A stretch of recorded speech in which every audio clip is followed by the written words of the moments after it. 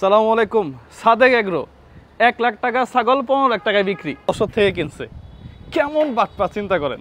এইটা সোশ্যাল মিডিয়াতে ভাইরাল করছে মতিউরের পোলারে দিয়ে। এই এক ছাগলে মতিউরের কপালটা দেখেন তো, ভদ্রলোক। মতিউর একটা ভদ্রলোক। আপনারা যে যাই বলেন, ওই যে বিদেশগামী মালয়েশিয়া যাওয়ার জন্য 4 জন নেতা আমাদের মাননীয় সদস্যরা প্রায় 24,000 কোটি টাকার বাণিজ্য করে ফেললো।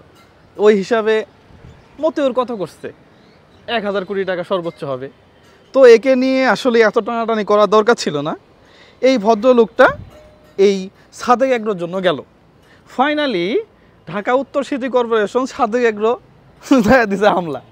দেখতেছে যে যেখানে এগ্রোটা করছে এগুলা সরকারি জমি, অবৈধ জমির উপরে বড় বড় গরু পালন কইরা 1 কোটি 1.5 কোটি টাকা বিক্রি করা ফাইজলিমি ছাড়া আর কিছু না।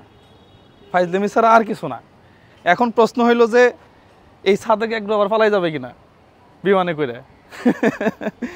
এরকম একটা অবস্থার মধ্যে আমরা আছি আর কি। তো যাই হোক, ফাইনালি সাদেক এগ্রোর সাম্রাজ্য ভাঙা শুরু হয়ে গেছে।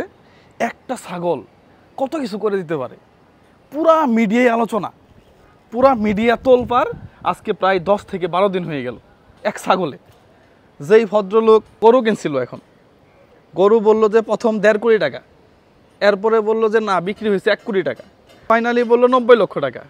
এই 90 লক্ষ টাকার গরু যে কিনছে সে নাকি হজে আছে, তার নামও প্রকাশ হয়েছে। এখন হয়তো দুদক অথবা প্রশাসনে যারা আছে তারা, আমার মনে হয় যে একটু খতিয়ে দেখা উচিত যে 90 লক্ষ টাকা দিয়ে বা কোটি টাকার কাছাকাছি একজন ভদ্রলোক কিভাবে সে কুরবানি দেয়। গরু অ্যাডভান্স করছে, খালি ছাগলের নাম আসে, গরু অ্যাডভান্স করছে, নিবে পরের বছর। এই অবস্থায় পরের বছরের জন্য অ্যাডভান্স করে হজে চলে যাওয়া, তাহলে কেমন ধরনের টাকা পয়সা বা দানবীর বা মন অনেক বড় এই ধরনের।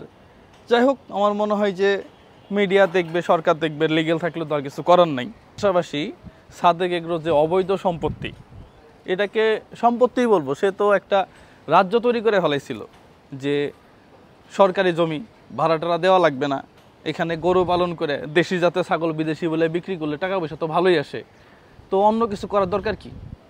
তো যাই হোক, দেশের প্রশাসন যারা আছে তাদেরকে ধন্যবাদ। আমার মনে হয় যে এই ধরনের বড় বড় অপকর্মের সাথে যারা জড়িত তাদের আইনের আওতায় আনা উচিত। এই যে ছোট্ট একটা বিষয় নিয়ে এত বড় মাতামাতি করে আজকে পুরা মিডিয়া তোলপাড় করে, এই যে মতি সাহেবের কপালে সুখের সংসারে যে আগুনটা ধরাইলো, মতি সাহেবকে আমার ভালোই লাগে। ফাইনালি সে মাথা কামাইতে হইল তাকে। এইটা খুব দুঃখজনক, খুবই দুঃখজনক। একজন মানুষ, সে রাজস্ব কর্মকর্তা, দুর্নীতি করবে, এটা তো স্বাভাবিক। এখানে মাথা কামায় তাকে দেশ ছাড়া করা, এটা কোনোভাবেই উচিত হয় নাই আমার কাছে মনে হয়। সে আর আসবে না, সে যা কামাইছে সে ওই দেশের বাইরে মামলা হবে, বলবে যে আমি হাজিরে দিব, ওই দেশ থেকেই আসবে না। ফাইনালি আমাদের দেশের 12টা বাজায় গেল আর কি। যাই হোক, সবার জন্য শুভকামনা। আসসালামু আলাইকুম ওয়া রাহমাতুল্লাহ।